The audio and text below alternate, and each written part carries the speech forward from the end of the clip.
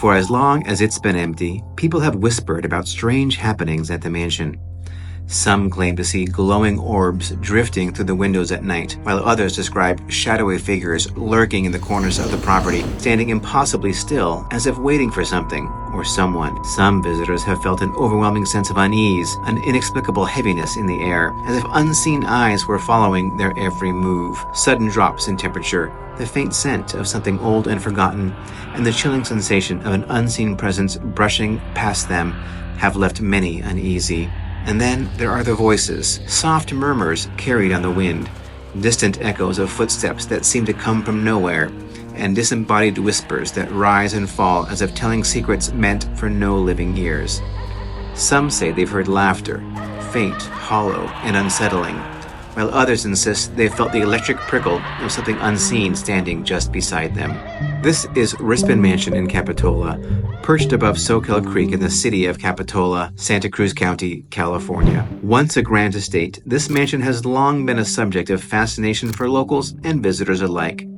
Built in the 1920s by Henry Allen Rispin, a real estate developer with ambitious plans for the area, the mansion was meant to symbolize luxury and prosperity. But fate had other plans.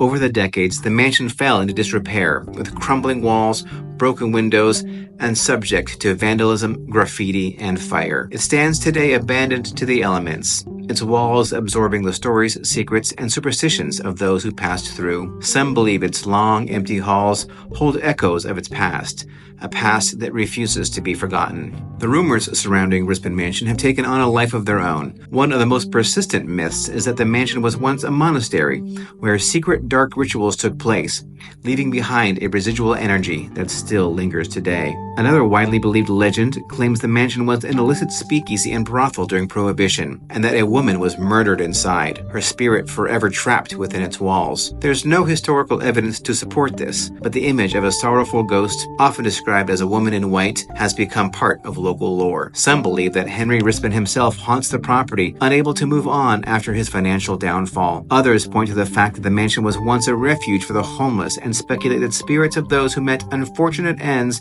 there still linger. Paranormal investigators have attempted to document the activity, with reports of flickering lights, malfunctioning electronics, and strange anomalies captured in photos and audio recordings. Whatever the truth about hauntings may be, many allege that the property is simply cursed, with a string of failed projects to its name virtually since its inception. Henry Rispin completed construction of the home in 1922. The intention was that it would be an iconic property to draw people to the area to showcase the region's potential. He lived there as his primary residence until he ran into financial difficulties and was forced to quit the property in about 1930, when the property was sold at auction to Robert Hayes Smith, a millionaire from Burlingame. Rispin died penniless in 1947 and is believed to be buried in an unmarked grave. Robert Smith owned the property for about a decade, but the family ran into financial trouble during the Great Depression and was forced to sell the property to the Catholic Church in 1939. The Catholic Church operated the property as a convent from about 1940 until 1957. The convent was closed primarily due to the unsuitable living conditions for the nuns residing there. The mansion's cold and damp environment made it challenging for the nuns to maintain a comfortable and healthy lifestyle. The mansion has been abandoned ever since the nuns left. A number of projects have been proposed for it over the decades, but none of them quite got off the ground.